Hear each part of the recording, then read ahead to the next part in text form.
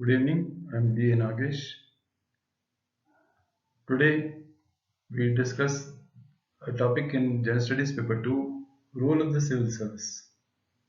So General Studies Paper 2 basically, as I told you, consists of a unit on polity, governance and international relations. So this particular topic which we have chosen for discussion is on the role of the civil service. First we take up the question for discussion. The civil service has a mixed track record of implementation. Substantiate the issues involved and suggest measures. So basically, what do we analyze in this particular question? See, the main thing which we are going to analyze in this question is why is it that though we have got a lot of good programs which are prepared, which are put for implementation, but the implementation is not done in a proper manner or done in a haphazard manner. So that is why I say the civil service has a mixed track record of implementation. Substantiate the issues involved and suggest measures.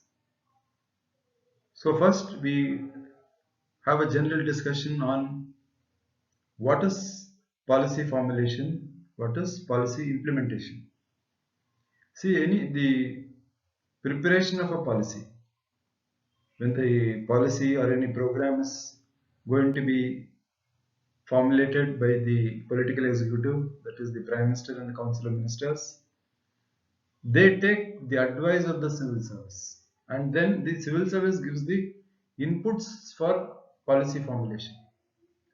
So after taking the inputs from the civil service, the political executive gets inputs from other quarters also, like the NGOs, experts, and the from the political party.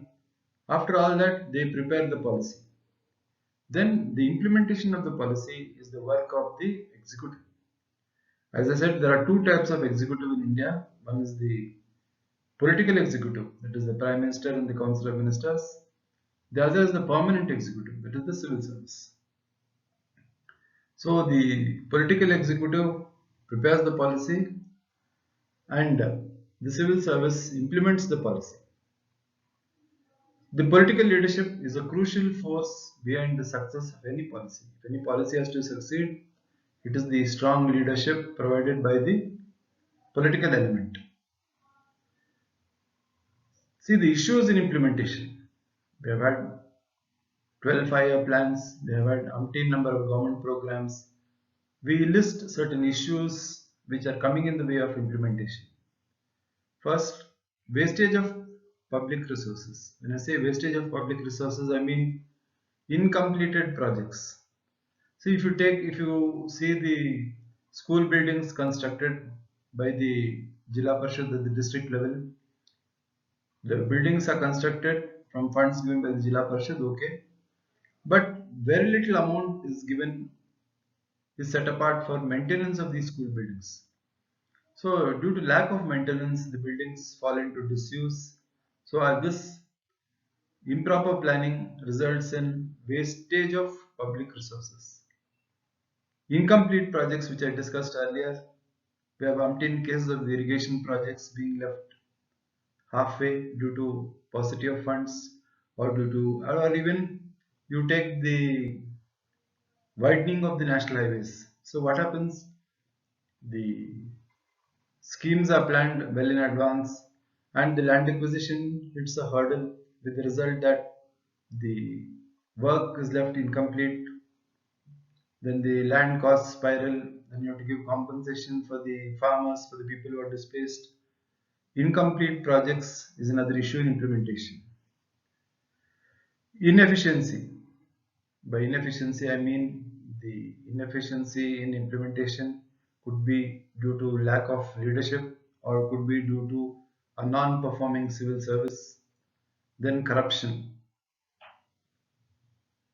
Non-performing civil service, by this I mean the civil service not adhering to the schedule, not adhering to the targets, and basically becoming a stumbling block in implementation. Improper monitoring. Whatever project is prepared, there is the need for monitoring to see whether the targets are fulfilled, whether any issues are left in the execution of the project. So improper monitoring whether the level of the state government or the local levels becomes an issue in implementation. So this is the first part of the answer we have discussed. When I say the civil service has a mixed track of record of implementation, this is because of the connected issues in implementation. The second part of the answer would be substantiate the issues involved and suggest measures. By suggestive measures, the first thing what I would like to point out is a passionate team leaders. So passionate team leaders who are in the field, who are in the process of implementation, they will have to work as a team. There cannot be any room for discord or any differences in opinion. So because what happens once the political executive lays down the policy, it is the duty of the civil service to implement. Of course, the civil service points out the practicality of the project or the hurdles which may come up in the execution of the project, but once the political executive gives the go ahead, the civil service is bound to implement. So the first thing for a success of the implementation of any project would be passionate team leaders. The second thing would be breaking bottlenecks. See, like for instance, I was speaking about the delay in the road constructions. See, because so now you can anticipate the bottlenecks, where the highway is going to pass, how many villages it is going to affect, who are the groups who are going to affect. So all this you can do a preliminary survey and you can be prepared for it, like streamlining the compensation to be paid. So what will happen is if this is done on a war footing, the issue of people going to court and stalling the projects will not come. Completion before schedule. This is another important thing which you can suggest. See, generally every project has a time limit. So the ideal thing would be trying to complete it before the schedule. So like you might have seen in many projects, the Prime Minister has lauded the functioning of the civil service, saying that it has worked beyond its capacity and it has cut short the completion time and has achieved a lot by trying to complete it before schedule. Clear demarcation of responsibilities. This is another thing which you have to suggest, which is very much important. See, this clear demarcation of responsibility, this occurs in the top levels of the bureaucracy. So generally the bureaucracy is top-headed and the bureaucracy at the top, say at the level of the secretaries, unless there is a clear demarcation of responsibility at the top level, implementation becomes a problem and the top level bureaucracy would not be able to guide the functionaries at the district and at the lower levels.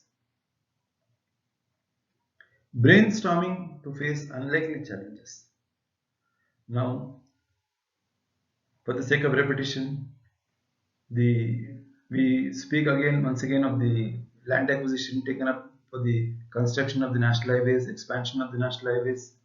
So here, what we can suggest would be brainstorming among the field staff to see what type of challenges could occur. Challenges whether they could occur from the landlords, challenges from the vulnerable groups that are going to be displaced. So once we brainstorm, it becomes easy to face the challenges. Free hand with matching resources. The bureaucracy at the district level or even at the lower level should be given a free hand to perform. Free hand to perform along with matching resources.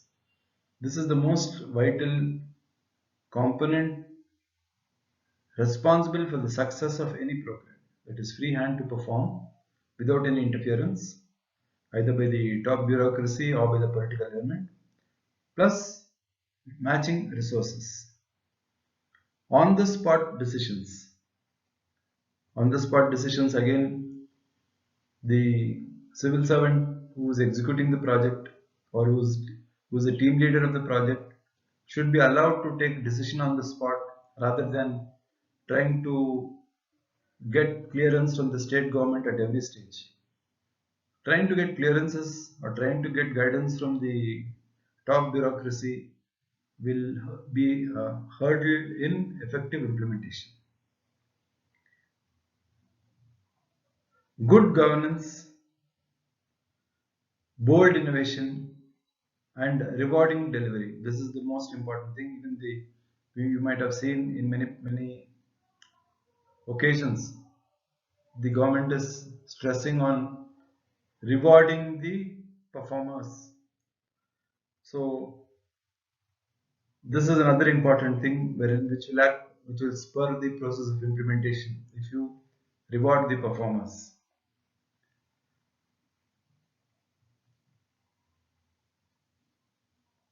The other element correlated to this, punishing the non-performers. See, there must be a system wherein the people who do not perform are punished. They are sent to, they are not given sensitive postings. See, generally, what would happen is the civil servants pull strings and try to garner postings of their choice, but they may not be a good a good implementing authority. So they don't perform. So what you can suggest in the answer would be punishing the non-performers. In fact, if you have seen the second ARC report, the second ARC report has got a specific chapter on protecting the honest civil servant. So once the honest civil servant is protected from whom? Protected from the political boss, protected against discriminatory treatment, protected against unjust transfers, the implementation process becomes smooth. Finally, information sharing through dashboards. So these dashboards, you invite suggestions through IT portals like MyGov. So in this, I want to give the example of the Deen Dayal Upadhyaya Gramin Vidyutikarana Yojana. How it has made the task of achieving rural electrification. It was done in a very systematic manner, how there is a complete collaboration and cooperation between the political element and the civil service. The suggestions to the public were very well received. So this is similar initiatives, e-initiatives will help in the process of implementation. So this particular topic which we took for discussion, role of the civil service, we gave an introduction, then we spoke of what are the hurdles in effective implementation, because the civil service is highly politicized and the performers are not given their due importance in the setup. We have umpteen number of issues. I spoke of wastage of public resources, I spoke of corruption, inefficiency, delay in completion, then improper monitoring. All this is happening. All these are issues in implementation. Finally, when we came to suggestive measures, this I spoke of how the man on the spot should be allowed to take decisions, how there should be team effort, how there should be e-governance initiatives like the one I spoke of, DDUGY, then free hand to perform, punishing the performer, punishing the non-performers, rewarding the performers, then good governance. So good governance, recognizing and rewarding delivery of services will go a long way in improving the process of implementation. So this is how we are going to answer a question on this particular question on role of the civil service. So this particular topic has been taken since it relates to General Studies paper 2. This much would cover your answer for 150 words. So when you are writing an answer for 150 words, I suggest you begin with a good introduction. Then split up the answer into two main parts. Your answer becomes complete. Thank you.